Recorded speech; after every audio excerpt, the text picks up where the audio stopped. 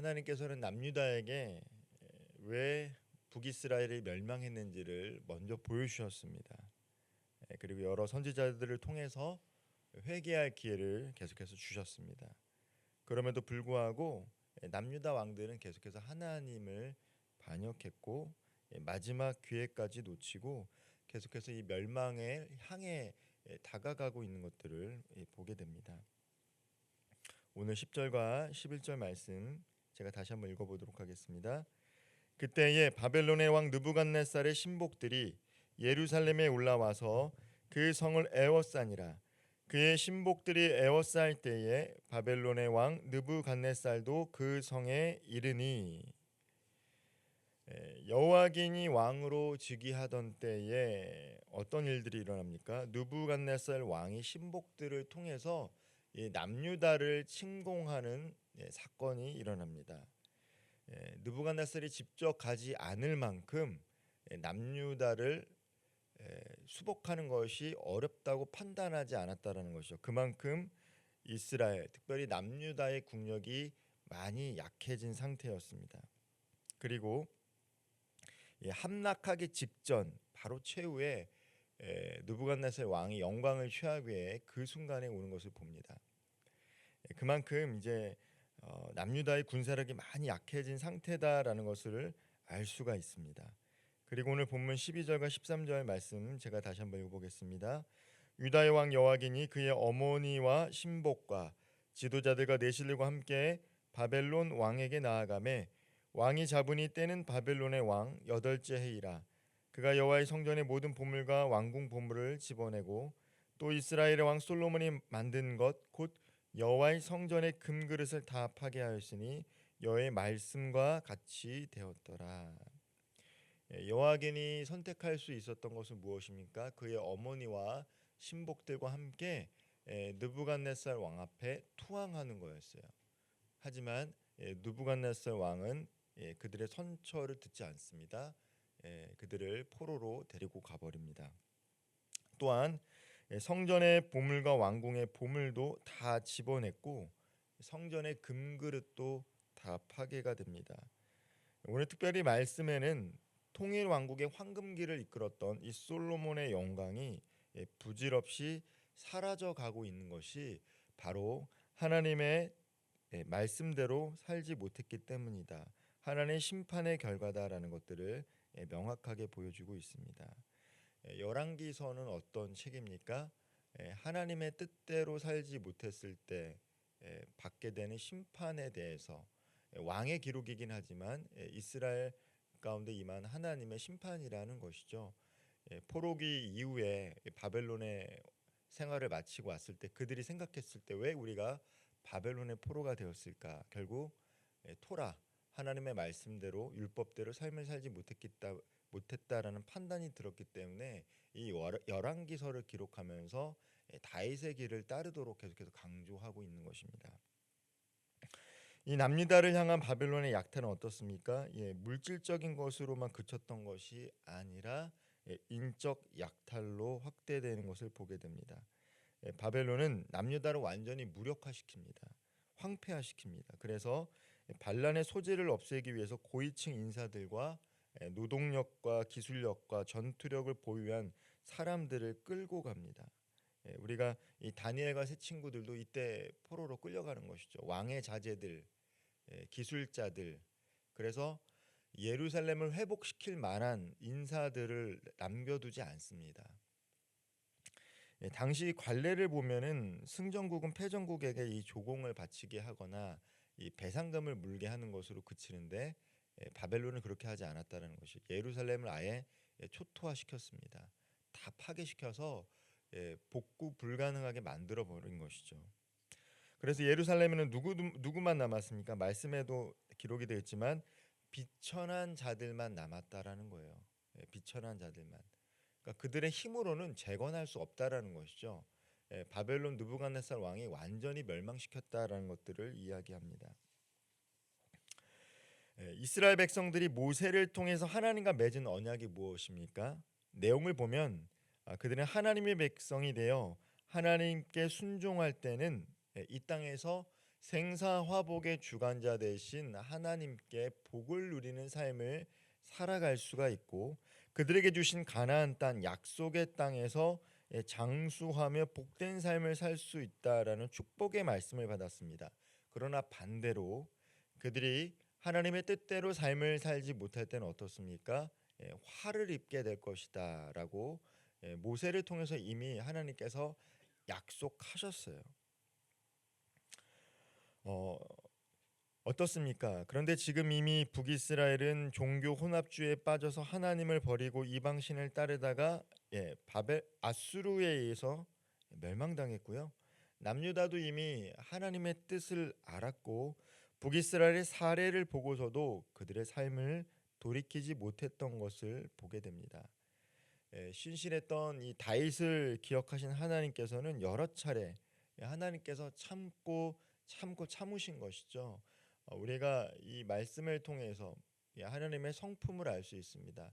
사랑에는 그 기다림이 있고 오래 참음이 있는데, 사랑이신 하나님은 이스라엘 백성들이 그분에게 다시 돌아올 때까지 계속해서 기다렸어요. 그래서 끊임없이 하나님의 말씀을 대언하는 선지자들을 보내주셨고, 또 여러 가지 이 전쟁과 기근이라는 징후를 통해서 하나님께로 돌아오기를 원했지만 이스라엘 백성들, 특별히 이 남유다는 그것을 선택하지 못했다라는 것이죠. 남유다 말기, 지금이 이제 말기죠. 시드기야 때 완전히 이제 멸망하고 마는데, 남유다 말기 왕들을 보면 계속해서 하나님 보시기에 악을 행했다라고 기록이 되어 있습니다. 악을 행했다. 특별히 이제 여호와김이라는 왕이 매우 악했다라고 하죠. 예레미야서를 읽으면요, 겨울에 왕궁 앞에서 예레미야가 율법서를 갖고 옵니다. 왕 앞에 나아가서 그걸 줘요. 이걸 읽으라고, 이대로 살라고. 근데 여호와김이 어떡합니까? 그것을 읽고 화롯불에 태워버립니다.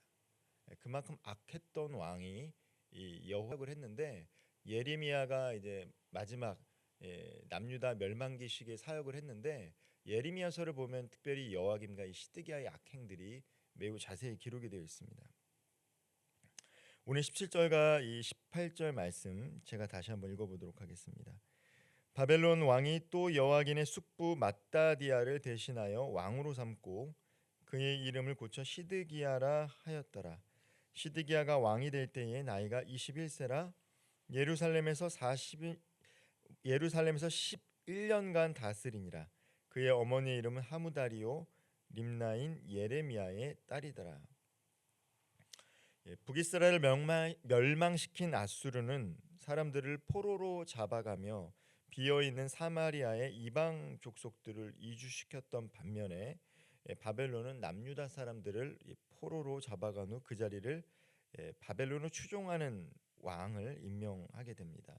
이때 누부갓네살의 눈에 띈 사람이 바로 이 맏다디아라는 사람이었는데, 그가 바로 시드기야입니다. 원래 그의 이름은 여호와의 선물이라는 뜻을 갖고 있었습니다.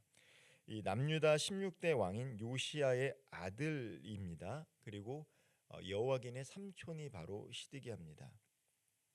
근데 이 느부갓네살은 이 맏다디아의 이름을 자기 마음대로 바꾼다라는 것은 무엇입니까? 내가 너의 이름을 바꿨다라는 것은 충신으로서 친 바벨론 정책을 펼치라는 것이죠. 이름을 바꿨다라는 것은 충실한 부하가 된다라는 의미를 갖고 있습니다. 봉신으로서 전락했다라는 것을 의미하는 것이죠. 그렇다면 이 시드기야가 계속해서 히스기야 때 이사야를 통해서 전해주었던 말, 바벨론에 의해 멸망할 것이다라는 것들을 깨달았다라면 그대로 살아가는 것이 맞았습니다. 그리고 당시에 예레미야가 선포했던 메시지가 뭐냐면, 바벨론의 포로가 되십시오. 하나님께서 약 70년이라는 시간 동안 바벨론의 포로 생활을 할 것입니다라는 것을 계속해서 전해줬지만 시드기야는 이 말을 듣지 않았다라는 것이 문제입니다. 오늘 19절과 20절 말씀 제가 다시 한번 읽어보겠습니다. 그가 여호와김의 모든 행위를 따라 여호와 보시기에 악을 행한지라. 여호와께서 예루살렘과 유다를 진노하심이 그들을 그 앞에서 쫓아내실 때까지 이르렀더라. 시드기야가 바벨론 왕을 배반하니라. 시드기야가 어떻게 합니까? 마지막에 판단을 잘못해요. 바벨론 왕 느부갓네살이 마따디아라는 자신의 이름을 바꿔서 대신 왕으로 세웠다라면, 그리고 선지자들을 통해서 들었던 메시지를 기억하고 있다라면, 그대로 이 친바벨론 정책을 펼치면서 하나님께서 예루살렘을 때가 되어 회복할 때까지 기다리면 됐는데, 시드기야는 판단을 잘못합니다. 그래서 어떻습니까? 배반하게 되는 것이죠. 느부갓네살 왕을 배반하게 됩니다. 특별히 이 시드기야의 행적이 역대하 36장에 기록이 되어 있는데, 오늘 본문에도 이 시드기야 왕이 악했다라고 되어 있는데, 그가 이방 신들을 섬겼다라는 것입니다. 하나님만을 섬기지 않고 이방 신을 섬겼던, 우상을 숭배했던 왕이었기 때문에 열왕기서 기자는 그가 여호와께서 보시기에 악을 행한 왕이라고 이야기합니다. 그리고 하나님께서는 최종적으로 심판하시게 되는 것이죠. 결국 시드기야는 하나님의 뜻을 선택하기보다 자신의 지혜와 능력을 의지해서 자신을 왕으로 세워준 바벨론을 배반하고 애굽에게 원조를 요청합니다. 판단력이 흐려지니까 정세를 잘 파악하지도 못했어요. 이미 이 애굽이라는 곳은 지는 해고, 바벨론은 뜨는 해인데, 시드기야가 판단을 잘못하게 되는 것이죠. 계속해서 예레미야서를 보면은 이 시드기야의 이런 행동에 대해서 예레미야가 계속 이야기합니다. 왕의 뜻을 돌이키시고 바벨론의 포로가 되십시오. 어떻게 보면 이제 민족의 반역자이지만 그게 하나님의 뜻이기 때문에 대언했는데, 시드기야는 친애굽 정책을 계속해서 펼쳐 나가게 됩니다. 결국 느부갓네살이 바벨론을 예루살렘을 침공하게 되는 계기를 마련해 준 사람이 바로 시드기야입니다. 예레미야의 말에 귀를 기울이지 않았다라는 것은 곧 하나님의 말씀에 귀를 기울이지 않게 되었다라는 것입니다. 그리고 결국 유다는 돌이킬 수 없는 하나님의 심판을 받아 멸망하게 됩니다. 하나님께서는 이스라엘 백성을 사랑하셔서 그들이 다시 하나님께로 돌아오도록 슈브, 선지자들이 외쳤던 것, 슈브, 하나님께로 돌아와라라는 것을 계속 외쳤어요. 하지만 안타깝게도 하나님의 말씀을 대언했던 선지자들의 말을 듣지 않았습니다. 그들은 하나님의 뜻을 알려고 하지 않았고, 알아도 그것을 지키고자 하는 마음이 없었기에 결국 이방 신을 섬기고 다른 나라를 의지하다 북이스라엘은 아수르에 의해서, 남유다는 바벨론에 의해 심판을 받고 멸망하게 되는 것입니다. 하나님을 온전히 신뢰하는 것이 복인 줄 믿으시기를 바랍니다. 하나님의 뜻대로 살아갈 때 하나님은 우리의 삶을 가장 선한 길로 인도하십니다. 그러나 이스라엘 백성들은 그 좋은 것을 선택하는 것을 거절했기 때문에 역사 가운데 비참한 수모와 아픔을 겪어야만 했다라는 것이죠. 오늘 우리가 이 열왕기서를 읽는 가운데 깨달아야 될 것은 무엇입니까? 이것을 통해서 역사가 반복되지 않도록, 이 나라와 이 민족 가운데 역사가 반복되지 않고 우리 개인의 삶 가운데도 이러한 것들이 반복되지 않도록 하나님께서 말씀하실 때 들을 수 있는 길을 주시고, 하나님의 뜻을 알았다라면 하나님의 뜻대로 순종하며 살아가는 것이 복인 줄 믿고 살아가는 것이 지혜인 줄 믿습니다. 오늘도 하나님의 뜻대로 살아가며 하나님께서 약속하신 복 누리며 살아갈 수 있는 우리 모든 성도님들 되시기를 주님의 이름으로 축원드립니다. 기도하겠습니다.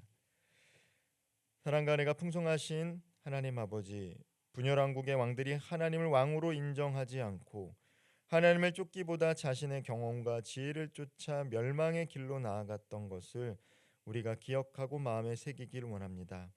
왕들의 어리석음을 비웃기보다 내가 그 어리석은 자가 될 수 있음을 날마다 기억하며 겸손하게 주님의 말씀에 청종하는 우리들 되게 하여 주옵소서. 오늘 하루도 주님의 뜻을 구하며 언약 백성으로서의 삶을 살아갈 수 있도록 성령 하나님 우리 가운데 충만히 임재하여 주시고 우리들의 길을 인도하여 주옵소서. 예수님의 이름으로 기도하옵나이다. 아멘.